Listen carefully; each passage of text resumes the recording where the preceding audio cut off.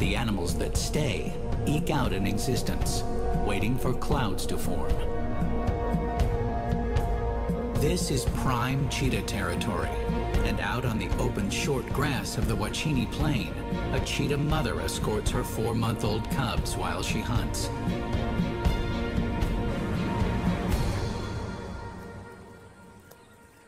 Slight of build and lacking razor claws and strength in numbers, she holds a precarious place among the savanna's other predators. But she does have one superpower: her speed. It doesn't do much good with her tag-along family in tow. Right now, she's lean. Her family hasn't eaten for 3 days.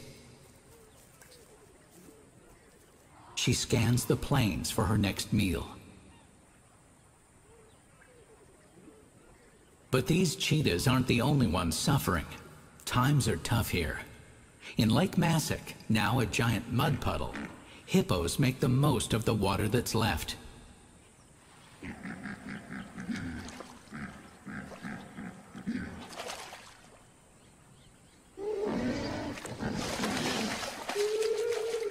Only the hyenas come out ahead, gnawing on the rotting carcasses of animals that will never see the next wet season. Eventually, that long-awaited season finally arrives. By early January, springtime in Africa, clouds gather above the dusty grassland as moisture wafts across the savanna.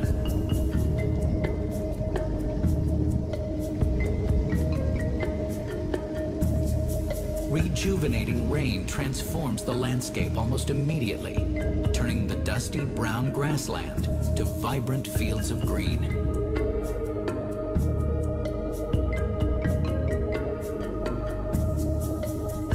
For the grazers, it's a time of plenty, and the grass here is especially fortifying. When the distant Ngorongoro volcano exploded 2.5 million years ago, it scattered these plains with a layer of ash, creating rich topsoil for the Ndutu pastures. The grassland brims with phosphorus and magnesium, which the wildebeest crave. In the north, over 1 million wildebeest abandon their depleted winter grasslands on Kenya's Masai Mara and head for greener pastures. They follow the smell of rain until they reach Tanzania's southern Serengeti at its most lush. The newborn calves thrive on rich milk from their well-fed mothers, and the gangly forms of baby wildebeest soon pepper the grasslands. To discourage attacks by cheetahs and other predators, the calves are mobile minutes after birth and running in their first hour. It's a matter of life and death for them, because the Wachini mother and her cubs have waited for weeks since the rain began, and they're hungry. She moves to intercept the herds as they arrive from the north, but she's too light to tackle a fully grown wildebeest or zebra. She has to focus on the younger, smaller animals. They're her family's salvation. Her vulnerable cubs instinctively hang back where they're safer, giving their mother a chance to sneak closer.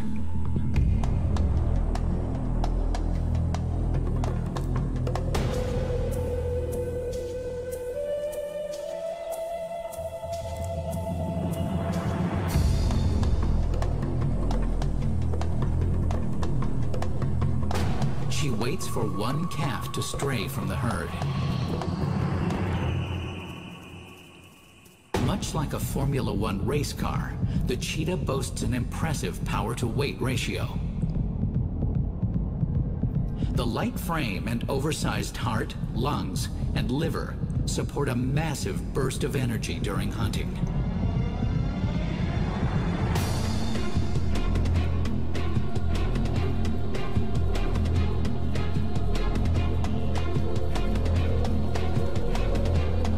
But speed isn't everything. indecision cost her her first target, and an adult repels her second attempt.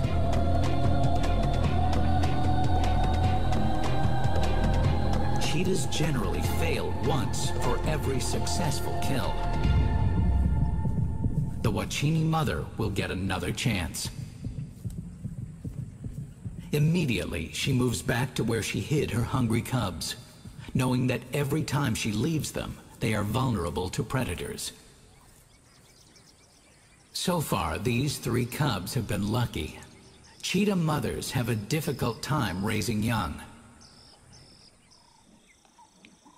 Unlike lions and hyenas, cheetah males move away after mating, leaving the mother to raise her cubs alone. A cheetah mother can give birth to up to 8 young, but the average litter size is 3 or 4. Of these smaller litters, only 1 cub stands a good chance of surviving.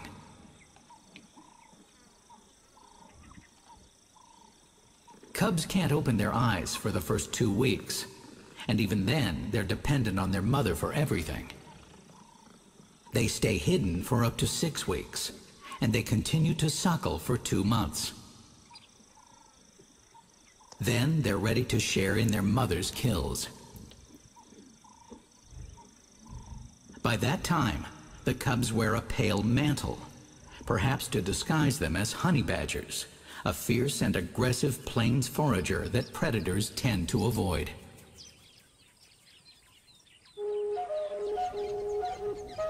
In contrast to the lone cheetah, wildebeest and zebra move en masse, and that poses a different set of challenges.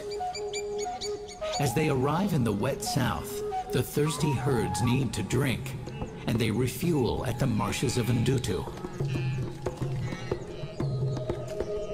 As more and more charge toward the long-awaited water, chaos ensues.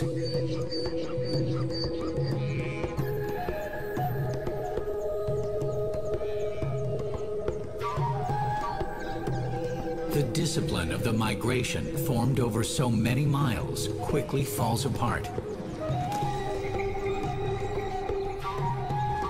Babies have a hard time sticking to their parents. They get disoriented quickly. Within seconds, a calf loses its mother. The tall grass doesn't help, obscuring its vision. And in the commotion, all mothers look the same.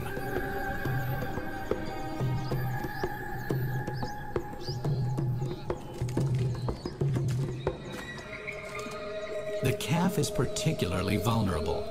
It won't survive long without milk, and in the extreme heat, it'll weaken fast.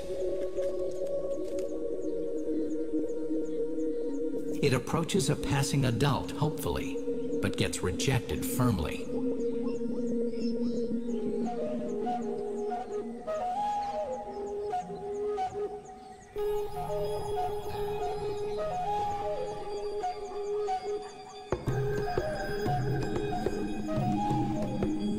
In desperation, the little wildebeest tries the flank of a zebra, but there's no sympathy shown here either.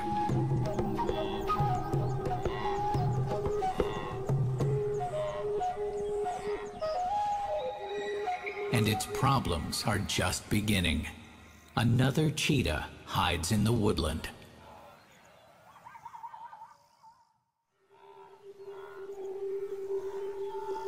The wildebeest eventually leave the Ndutu marsh, with the calf still separated from its mother.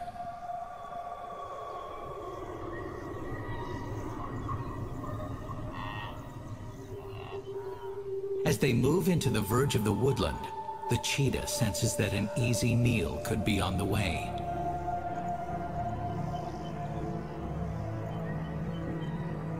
She's worked these woods before, and she's totally focused. She passed up the Grant's gazelle, and pulling down a big zebra is out of the question. The cat waits.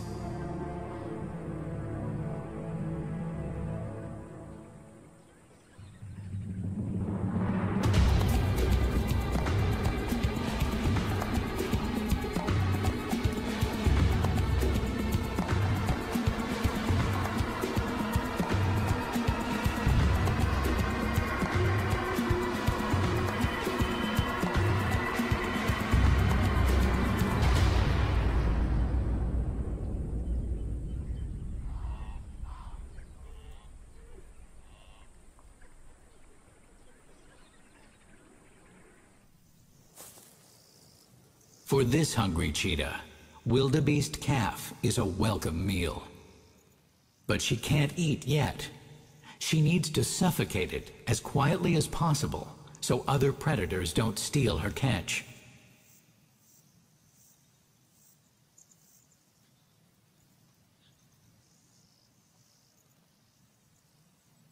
The shorter the struggle, the better. And even then, she'll have to wait.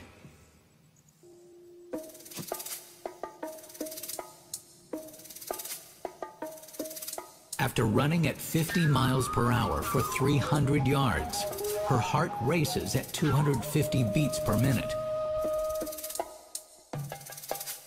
Practically gasping for air, she sucks in more than 2 breaths per second.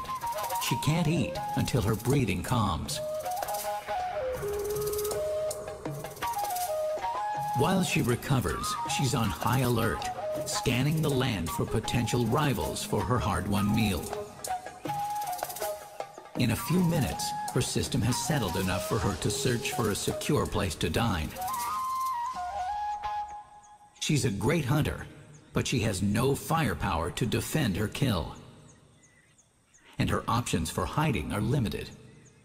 Because unlike other cats, cheetahs cannot fully retract their claws. Though crucial to maintain high-speed grip, the claws are constantly worn, so cheetahs can't rely on climbing to escape other predators. She eventually settles on a small block of shade in the lee of a low acacia. The instant she's sure she's safe, she tears into her meal. Camouflaged in the open scrub, she'll gorge as fast as possible. If she's chased off, she wants to at least reap some benefit from her efforts. If they're lucky, cheetahs manage to eat only 40% of their kills before another predator chases them off.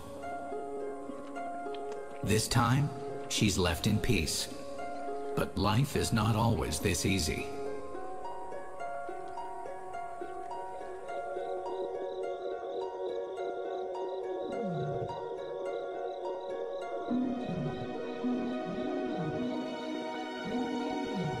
Near the Wachini Plain, distant roaring greets a new day.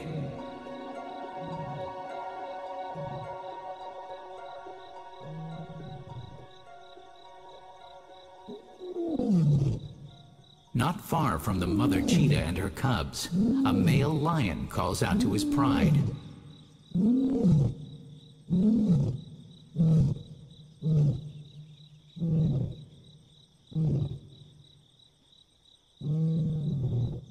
His sensitive ears listen closely for his family's response from the other side of the lake. Boisterous lions behave so differently from secretive, silent cheetahs. Exposed on the open plains and marshes of Ndutu, lions find it hard to hunt. They almost seem ungainly compared to the lithe cheetah. More heavily built and not nearly as quick, they rely on a longer stalk and usually hunt in early morning or at night. The distant zebras grow edgy as this lion unwisely tries to close in under the midday sun, a time better suited to the faster cheetah.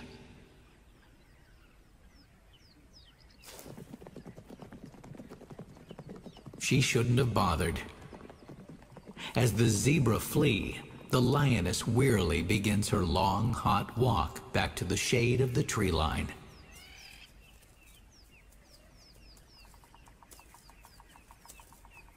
Because they hunt for the pride, individual lions can risk the occasional long shot. Another member will always pick up the slack and eventually make a kill. A cheetah hunting alone can't afford that luxury. Cheetahs have the gift of precision. Lions have the gift of versatility, making the best of most situations. They form an especially lethal gang, able to take down large prey. If the cheetah is the sprinter of the Serengeti, the lion is the wrestler.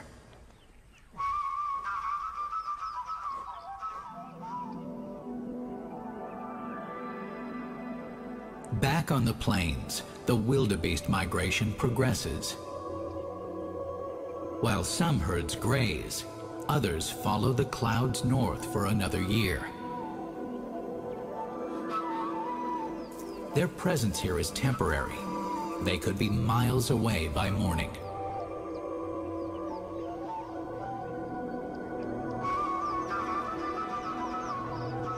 The Huachini mother and her 3 cubs have no time to waste as their prey steadily slips beyond their reach.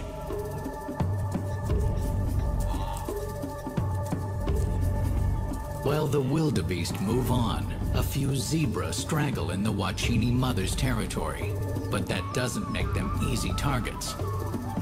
They migrate with the wildebeest, but they're wiser and much more observant.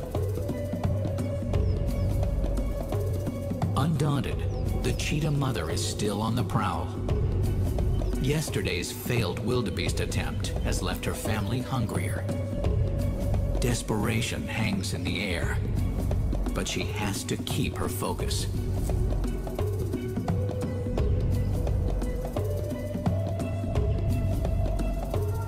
The mother commits to a target and begins to stalk, singling out the herd's smallest, waiting for it to stray.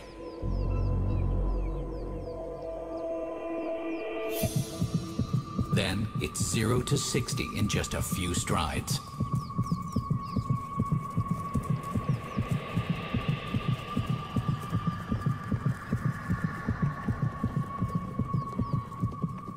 Perhaps intimidated by the massive fleeing zebra, she gives up again. Another chance wasted.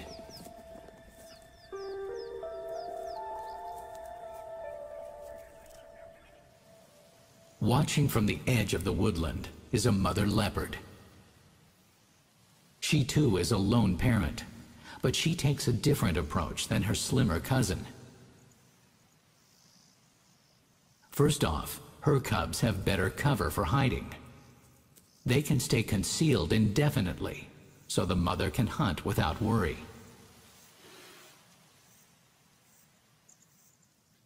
This one snagged a wildebeest calf.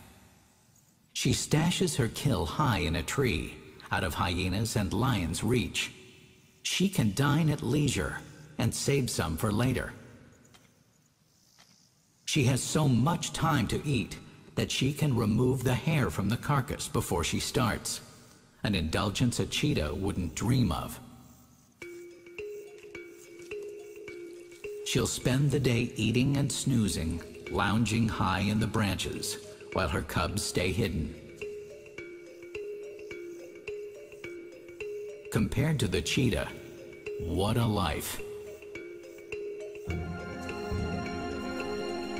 The Huachini mother, still separated from her cubs, searches desperately for them. Another vulnerable moment for the defenseless young. This family hasn't eaten for 4 days now, but the mother's new priority is to find her babies.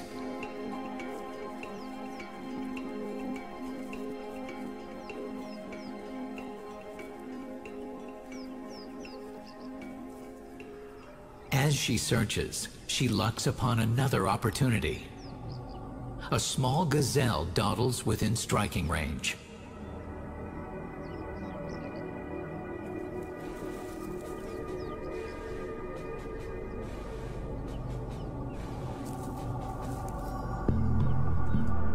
With no cubs around, the cheetah stands a better chance.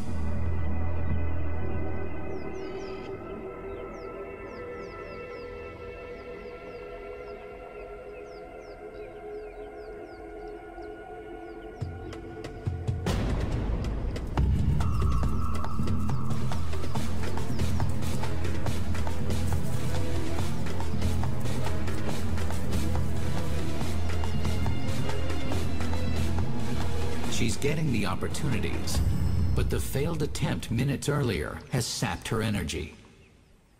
She's out of steam. Even by cheetah standards, she's not doing well. And she's even farther from her cubs, a recurring problem for this working mother. But things only get worse.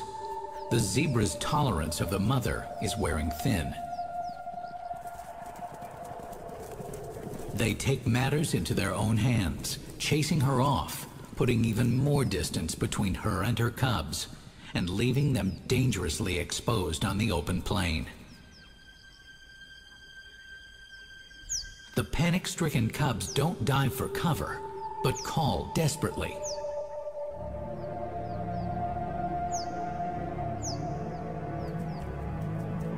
But their mother's now almost a mile away. And their cries attract some unwanted attention.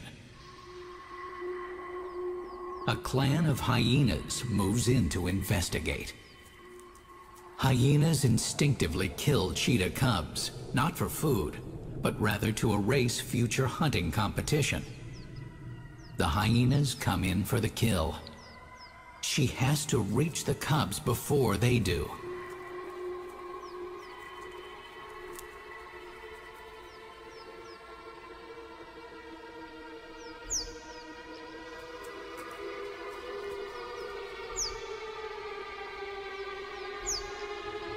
The cubs' calling works. Mother comes to the rescue.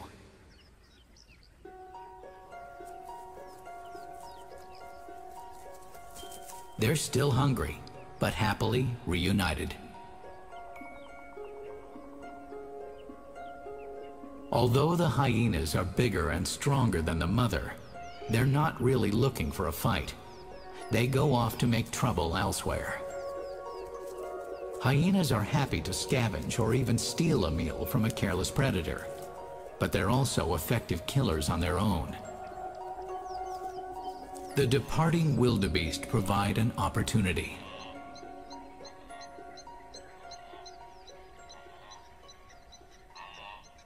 The hyenas loiter along the edge of the herds until they spot their victim.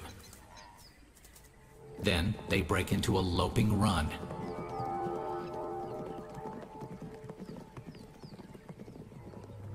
Hyenas, unlike the cheetah, are built for endurance. They take turns in running their prey to exhaustion.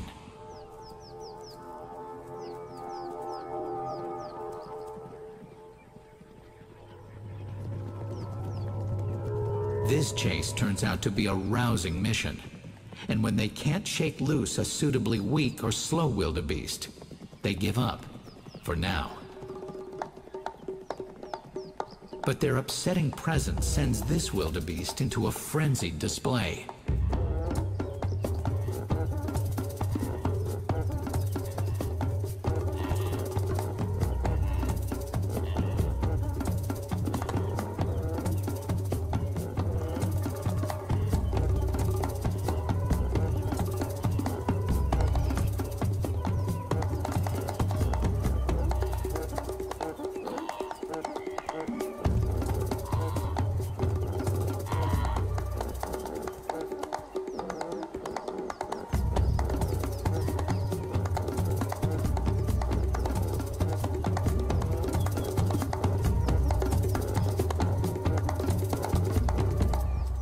The hyena clan reunites. They're very social and live in a tight family structure managed by a female.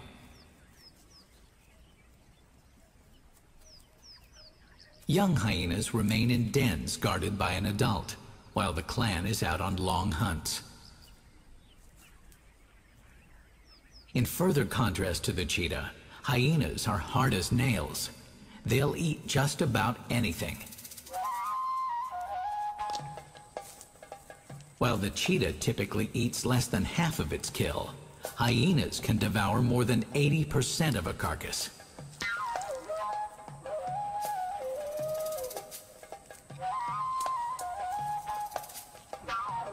Muscular jaws crunch through heavy joints. With a half ton of sustained pressure, This animal clips through an antelope leg like a stick of candy.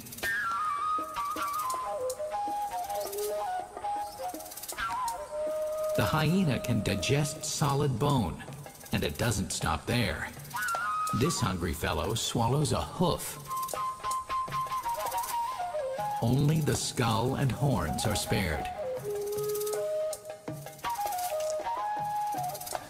If the cheetah is the sports car of the Serengeti, then the hyena is the garbage truck. If left to eat undisturbed, cheetahs gorge themselves, almost to the point of immobility. This female, who worked so hard for her kill, can barely move and simply cannot finish her meal. It won't go to waste. Another group of carnivores waits in the wings.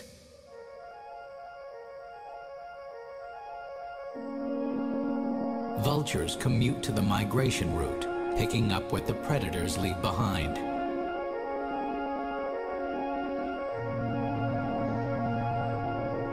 They nest high in the gorges of the Rift Valley and cover up to 125 miles round trip. Every morning they leave for the long flight out to the Ndutu area.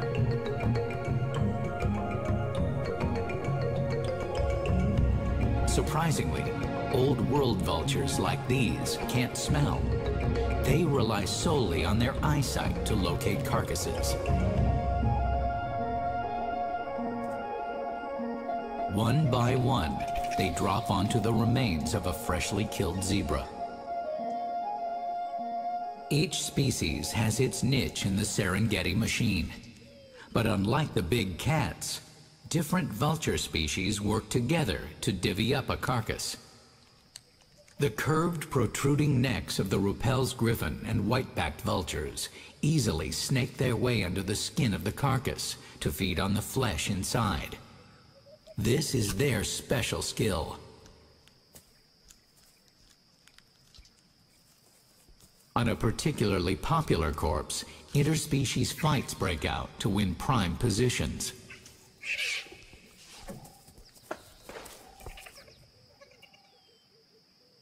And sometimes, big lappet-faced vultures drop from the sky. They are the thugs of the vulture world, bigger, more demanding, throwing their weight around to dominate the other species.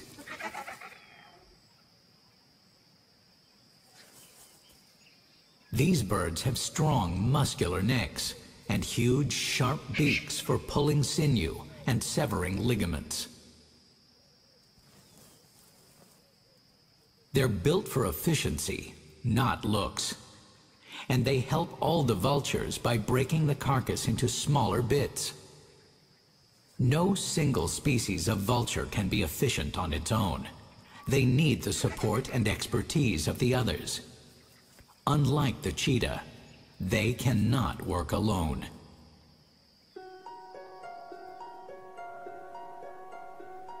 Over 700,000 successful years, cheetahs have honed their skills on the savanna.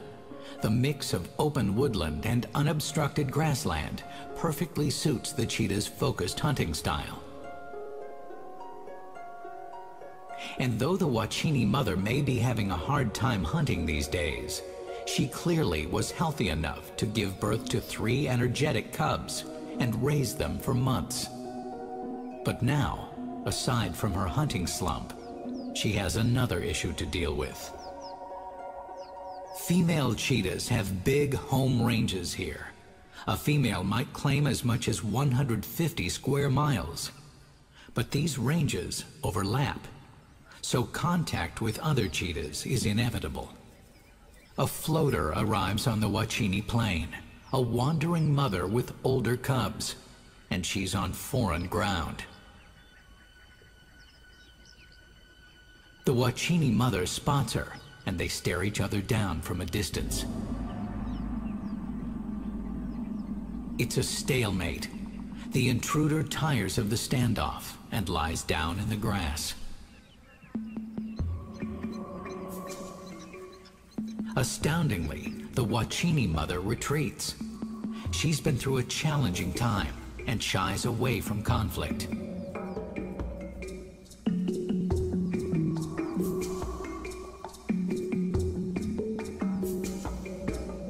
Cheetahs go to a lot of trouble to avoid each other, and this one's no different.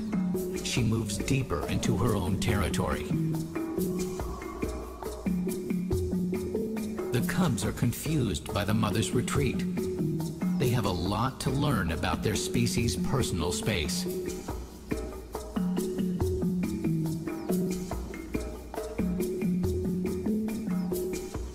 Having unwittingly repelled the Wachini mother, the intruder's family relaxes in the shade. Her young, the cheetah equivalent of teenagers, still have a cub-like curiosity. They begin to stalk a new sort of prey. The filming vehicle. The young, either naive or lion-hearted, get busy exploring. The truck becomes a giant cat toy.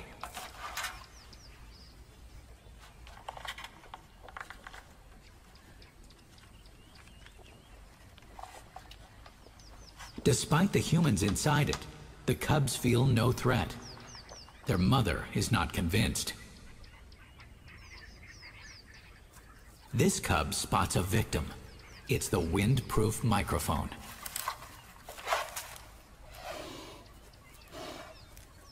The thrill of a first kill drives them, and he bags his prey.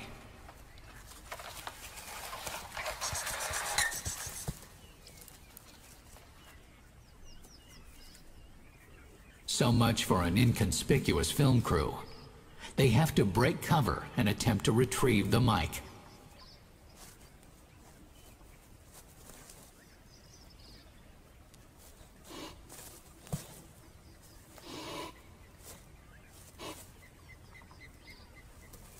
Natural history filmmakers never want to be part of the story. But the turn of events illustrates the boldness of cheetah cubs, in contrast to their timid mother, who sits this one out.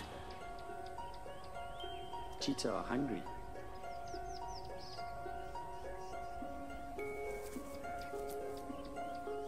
While being timid is no sin, it can work against the cheetah. Their cautious nature puts them on shaky ground, especially against more aggressive savanna dwellers. Not only hyenas, lions, and angry zebra, but some other surprising rivals.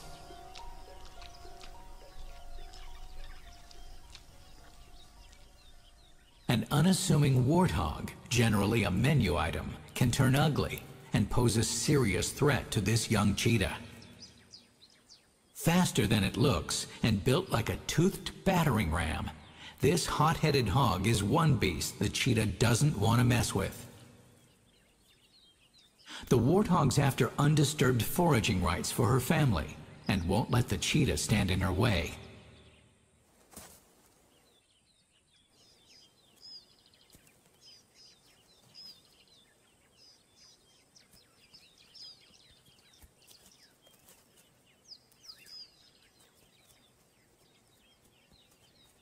The indignity of having to fend off potential prey doesn't sit well with this young male.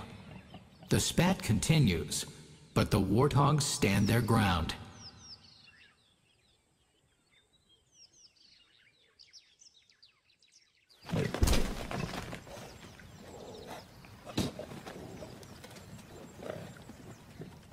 They're just too intimidating, eventually chasing the cat deeper into the brush.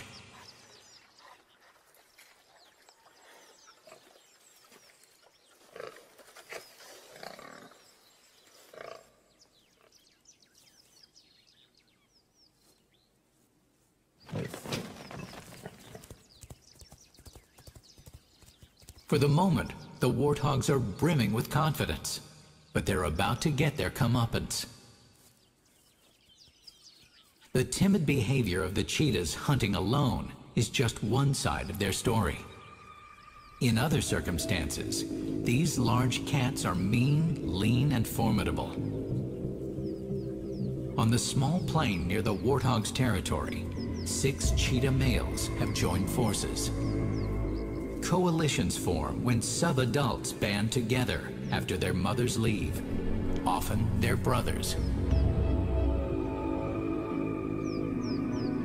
Males in coalitions are on average 22 pounds heavier than lone males, thanks to their ability to hunt more effectively. As a group, they can defend territories better and repel lions and hyenas that may try to steal a hard-won kill. For males in these partnerships, the plains are ripe with hunting opportunities.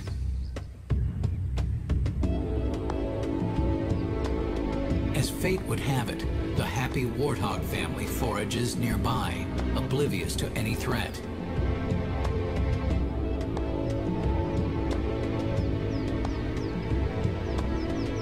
Twelve eyes lock onto them.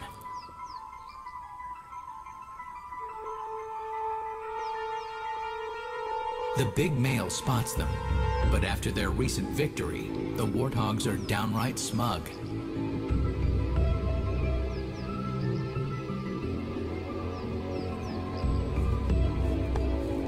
The hogs have dinner on their minds, but so do the cheetahs.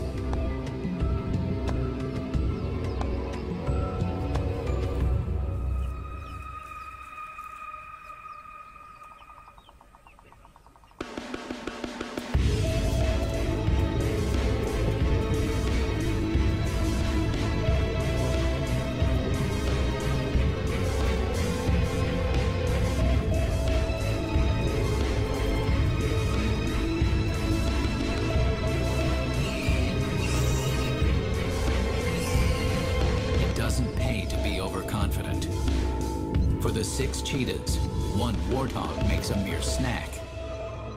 They finish it quickly.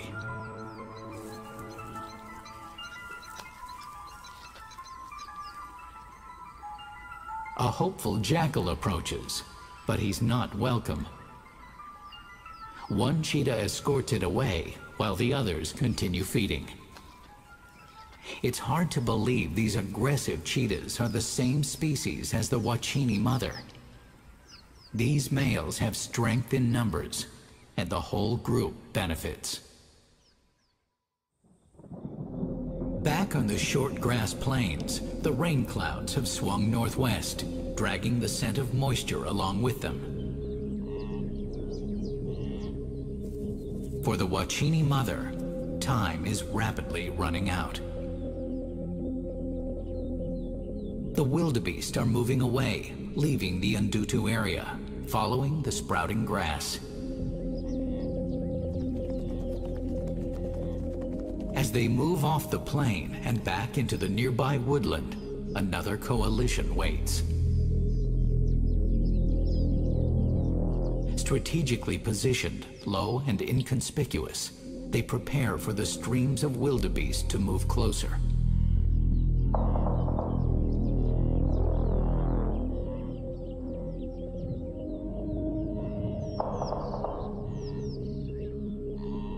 Some wildebeest smell the predators, and they're edgy. But soon enough, the wind dies, and the cheetah's scent doesn't drift. The stakes are higher here. The prey is bigger.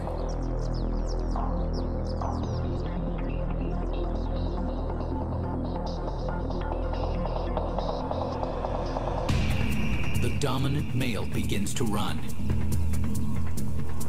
He locks onto a target and singles it out.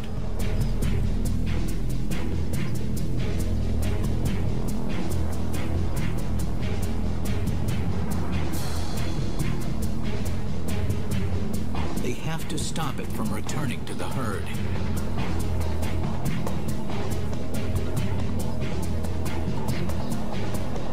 But in a display of extraordinary bravery, this wildebeest turns to fight.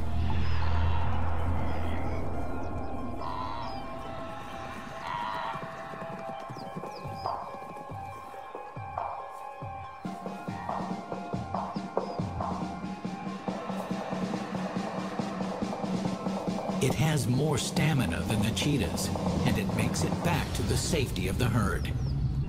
The cheetahs make their best attempt, but this time, it doesn't pay off. However, all's not lost. In the chaos, a calf gets separated. The third coalition male sees it and gives chase.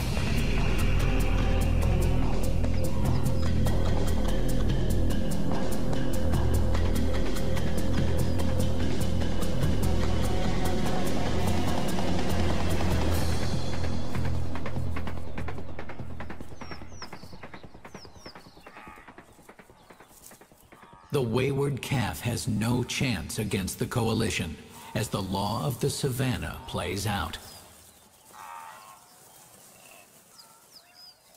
They drag the struggling calf into the shade, turning a failed hunt into a meal, enjoying the fruits of their teamwork.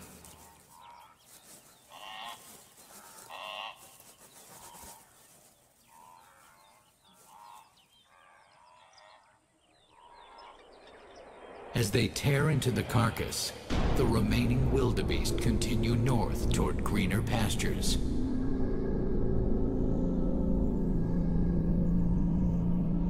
It's unlikely that they'll return this year. The wet season here is over. The track spreaders of Ndutu can only follow them so far.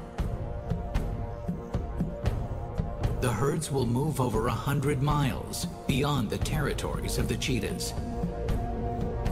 The departing migration will only make things harder for the Wachini mother as the parade of prey passes by. Hunting will get more difficult now. As she competes against stronger predators for a shrinking food source, it's easy to believe she's fallen victim to her own specialization. But the cheetah's speed and stealth have gotten her family this far. The timid, struggling working mother and the aggressive, efficient coalitions are two parts of a whole. The coalitions have the skills to exploit bigger prey. The mother will do everything she can to raise her cubs. Only by looking at them together can we really get a picture of the state of their species. Not just fast on their feet, but built to survive. The mother cheetah will come out of her slump and once again make the most of what the savannah offers.